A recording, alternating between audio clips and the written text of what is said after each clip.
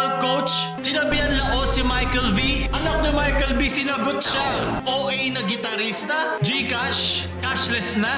Basta yung mga cancer, ako nga pala si Marites para maging legit fake news sa Pilipinas. At ikaw! Parang kailangan ko lunukin na kailangan ko.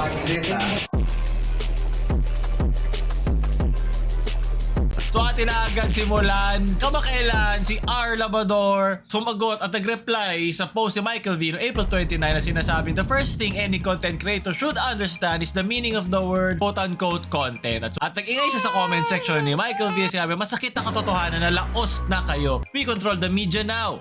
Influencers are the new celebrities. Kung hindi ninyo kaya may pagpatalinuhan sa mga influencers sa pag-produce ng content, manahimik na lang kayo. Mainstream is dead, social media is the new mainstream. Sobrang ironic nito kasi nag-iingay ka sa social media rin doon. Pero sige, pagbigyan na natin, mukhang ngayon talaga siya eh. Hindi ko maintindihan na bakit kailangan natin palitan ng mga celebrities. Napakalaki naman ng online, ng internet space para sa mga influencers, sa mga celebrities, sa mga influencers na para celebrities, sa mga celebrities na naging influencer.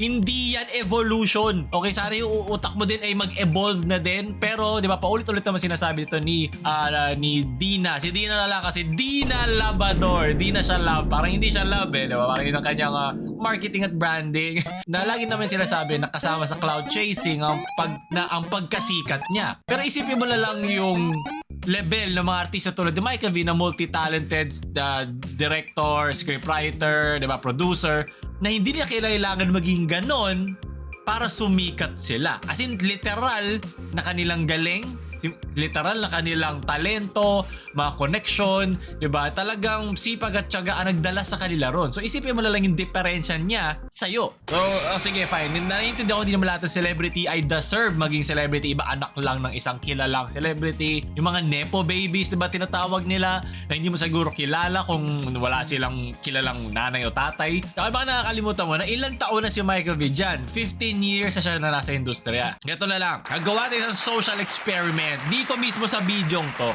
Hindi ko sasabihin yung pangalan mo at i-blur kita sa thumbnail, Dina, at magkakaroon pa rin ng views to. Para lang maalala natin, kasi alam ko namang alam mo na branding yan, na marketing yan, yung negative influence. Pero pinapaalala ko na lang yung mas madaling impluensyahan ng mga bata o mga isip batang matatanda dyan, nakala totoo ang lahat ng ito. Lahat natin mga pinagagagawa sa social media. Hindi ko sasabihin dito, hindi ko lalagay sa title, lahat.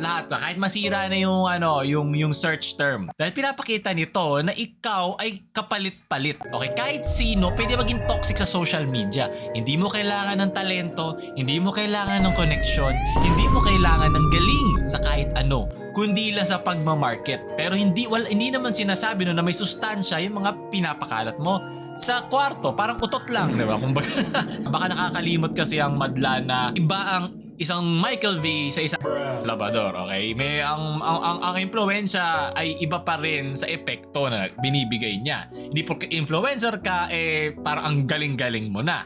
Kaya nga mas mahirap din yung panahon ng mga celebrities noon kasi mayroon ka talagang ladder o mayroon ka talagang inaakyat babaan dyan para makapunta sa saan man gustong industriya. Ang mga influencers, kahit mag-viral ka once or twice, pwede ka na magkaroon ng branding mo dahil sa social media. Pwede mo sakyan yung trend mo at dahil sa mga search terms, hola, motivation speaker, minura si ganyan, buntis na dapa, maray yung bata, di ba? Madali ka magkaroon ng branding mo, sasakyan mo yung trend mo. Pero yung mga tulad ni Michael V, hard work at talent ang nagpatagal sa kanilang industriya. Yung mga tulad mo, Dina, ay hindi na rin maaalala pagkatapos ng 10-15 years. Pero balay natin, baka mag-iba ka naman after a few years. Baka ngayon ito lang muna yung face mo, kumbaga, yung toxic face era. Baka pag tagal-tagal, naumay ka na, iba na siguro pupuntahan mo industriya. Pero si Michael V ay talagang nandoon sa kanyang mundo. Ang mundo ng creatives, di ba? Mundo na nag-iisip sa sinasabi niya. Kasi lumaki din naman ako sa panahon niya, no? Nakakatuwa yung mga parodies niya, di ba? Mga jokes niya. Pangmatagalan at pangmasa, pangmaramihan. Baka lang kasi alam ko naman, alam ni Rendo, di naman tanga yan. Gusto lang niya magmukhang tanga sa social media pero hindi yan tanga. Pero gusto ko lang ipaalala na lang sa mga manonood na lahat ito ay para lamang sa cloud. Hindi ako ganyan porket inaaway yung tatay ko, kasi lagi ako tinatag dito. Tulad dito, good game, well played, blacklist, break the cord.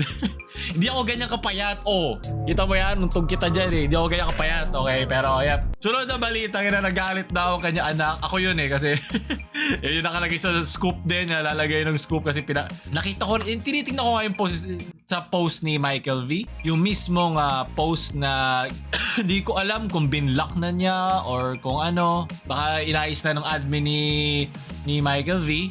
Hindi siya tungkol sa views. Hindi siya palaging tungkol sa views. Pero yun nga, mayroon talaga mga klase ng content na pangmaramihan talaga views. Pangmasa, kumbaga. So, una ko naisip, bakit tinamaan si Rendon eh? So, alam mo talaga na para siyang linta. Sipsipin ko yung dugo. Para naman makapag-isip din ako ng para sa sarili ko.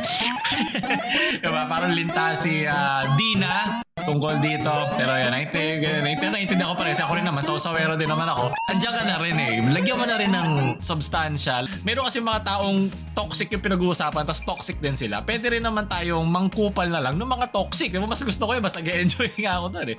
Kaya natutuwa ako na may mga tulad ni Dina. Sunod na balita kaya na ito naman sa GCash na nagsara diba kamakailan na cashless daw. Literal na cashless kasi wala ka mailabas na pera nung kamakailan. At dahil dito, naghanap daw ng high priority senior IT auditor sa Taguig ngayon.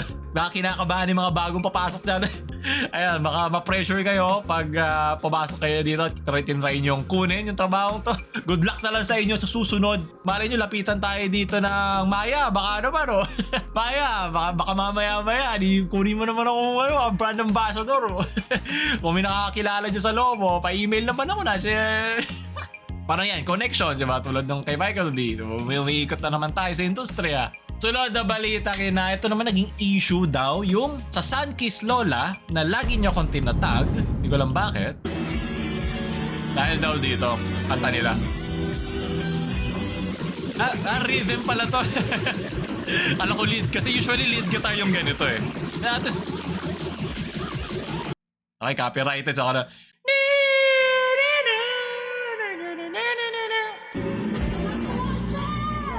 At ikaw! Ito si kinakanta ni Dina eh, Labrador.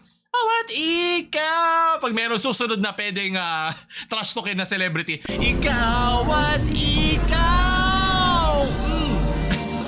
Una si Coco, tapos sunod si Michael V. So, naging issue daw to, na cringe daw, na OA daw siya, di daw makasunod yung banda sa kanya. Pero yun nga, mga tao lang tayo na nasa labas na sinusubukan tignan yung loob. Baka naman sa mga banda, wala naman silang pakialam doon. Parang mag-enjoy ka. Kasi napakarami naman nilang mga gig. Baka minsan siya naman yung parang, diba, natatamlay. Baka yung lead guitar naman yung mas may buhay. Ito yung nag-viral. Ito nga yung sinasabi ko sa Jeff, ay walang kwenta ang views kung wala naman tong nararating sa kokote mo. Nararating niya ang social media, pero yung kokote mo, anong dinadagdag? Ito yung nag-viral dahil maganda yung shot siguro, maganda yung meta keys. Pero ang isang viral na hit, siguro na mga ginagawa dito ni Dina Labrador, ay hindi nire-representa yung value nung pagka-viral nun. Okay? Iba ang viral, iba ang value. Okay, tandaan niyo yun. Kaya nga mas mahirap, ang pinakamahirap ay pinagsasama mo yung virality at yung value na dala-dala niya. Kasi syempre, di ba, hindi naman lahat gusto yung mga ganong klaseng boring na mga bagay-bagay para makapagbigay ng magandang mensahe. Ang pinakabasura na viral ay yun nga, mga negative, mga drama, di ba, mahilig tayo doon. Kaya ako, di ba, tulad doon, ginagamit ko yung mga yan para makapagpasok na mas malaman na motivational rise, di ba?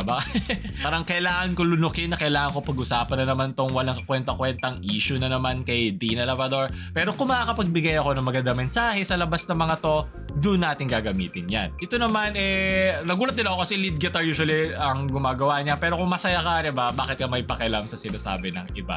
At yan ang magandang mensahe at kay Dina Labrador. Pero yun nga, wala tayong magagawa. Gagawin yan dahil yan ang kanyang marketing brand at style. Kaya palakpakan ako ng mga team niya. Wow, naisip niya pa yun. Alam na natin yan, yung mga uto-uto. Pero ba, gano'n lang talaga ang buhay. Gano'n lang talaga ang social media. At wala lang, masarap lang din pag-usapan. Kali natin, baka kasama na sa podcast natin si Rendon, di ba? Dating Pampamilya Podcast. Pero baka magsigawan lang kami doon. O baka malay mo naman matino naman tayo siya pag kinausap mo na. Nagtatanga-tanga lang sa social media. At doon natatapos yung gusto pa na mga ito. Pasensya na kung mabilis kasi mainit Nagalit ako kasi inaaway yung tatay ko Di pwede yan. Ikaw at ikaw. Meron nga pala tayong balitang ina playlist na sa description. Kung gusto nyo, Marites na mamaalam.